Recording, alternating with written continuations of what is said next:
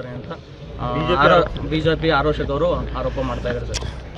ಸರಿ, ಎಲ್ಲದಕ್ಕೂ B J P ಏನಂತಾರೆ ಸರಿ ಎತ್ತು ಕೊಟ್ಟಿರೋದು ಒಂದರ ಎಲ್ಲನೂ ಒರೆಸೋದೇ ಕಾಂಗ್ರೆಸ್ ಮೇಲೆ ಅವ್ರನ್ನ ನಾವು ಹೊರಟ್ಟಿಯವರು ಒಳ್ಳೆಯವರು ಅವ್ರನ್ನೇ ಕೇಳಬೇಕು, ಯಾಕೆ ರಾಜೀನಾಮೆ ಕೊಟ್ರಿ ಏನಂತ ಅವ್ರ ಬಾಯಲ್ಲಿ ತಗೊಂಡು ಮಾತಾಡ್ಬೇಕು ವಿನ ಸುಮ್ಮನೆ ಬಿ ಜೆ ಪಿ ಅವರು ಅಂತ ಅದನ್ನು ತಗೊಳಕಾದ ನಾವು.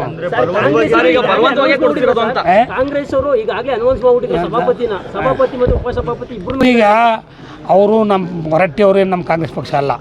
ಈಗ ನಮ್ಮದು ಮೆಜಾರಿಟಿ ಇದೆ, ನಾವು ಹೊಸಬರು ಮಾಡಬೇಕಲ್ಲ, ಆಗ ಅವ್ರು ರಾಜೀನಾಮೆ ಕೊಟ್ಟಿರ್ಬೋದು.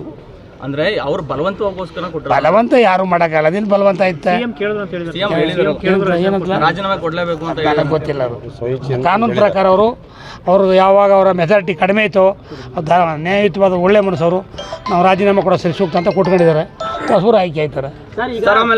ಯತೀಂದ್ರ ಮತ್ತೆ ಅಲ್ಲ, ತನ್ವೀರ್ ಸೇಠ್ ಅವ್ರಿಗೆ ಅಧಿಕಾರ ಕೈ ತಪ್ಪಲು ಸಿದ್ದರಾಮಯ್ಯ ಅವರೇ ಕಾರಣ ಅಂತ. ಪುತ್ರ ವ್ಯಾಮೋಹ ಇದರಿಂದನೇ ಯಾರಿಗೂ ಕೂಡ ಮೈಸೂರು ಭಾಗದಲ್ಲಿ ಕೊಡ್ತಾ ಇಲ್ಲ ಅಧಿಕಾರ ಅಂತ.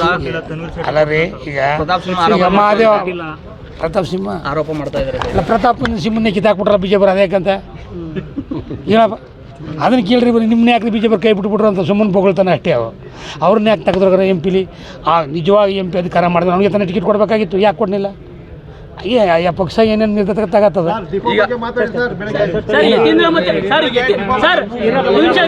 ಯತೀಂದ್ರ ಮತ್ತೆ ಬಾಲಕೃಷ್ಣ ನಾನು ಸಚಿವ ಸ್ಥಾನ ತ್ಯಾಗಕ್ಕೂ ಸಿದ್ಧ ಅಂತ ಹೇಳಿದ್ದಾರೆ ಸರ್. ಯಾಕೆಂದ್ರೆ ಅವಕಾಶ ಮಾಡಿಕೊಡೋದಾದ್ರೆ, ಬೇರೆ ಪಕ್ಷ ಏನಾದರೂ ಬೇರೆಯವ್ರಿಗೆ ಅವಕಾಶ ಮಾಡಿಕೊಡೋದಾದ್ರೆ ಯತೀಂದ್ರ ಮತ್ತೆ ಬಾಲಕೃಷ್ಣ ಇಬ್ರು ಕೂಡ ನಾನು ಸಚಿವ ಸ್ಥಾನ ತ್ಯಾಗಕ್ಕೂ ಸಿದ್ಧ ಅಂತ ಸಿದ್ಧ ಆಗಿದ್ದಾರೆ ಸರ್. ನಮ್ಮ ಹೈಕಮಾಂಡ್ ಏನು ಹೇಳ್ತಕ್ಕೆ ಅದ್ರಂತ ಕೇಳಕ್ಕೆ ನಾವು ಸಿದ್ಧವಾಗಿರ್ತೀವಿ.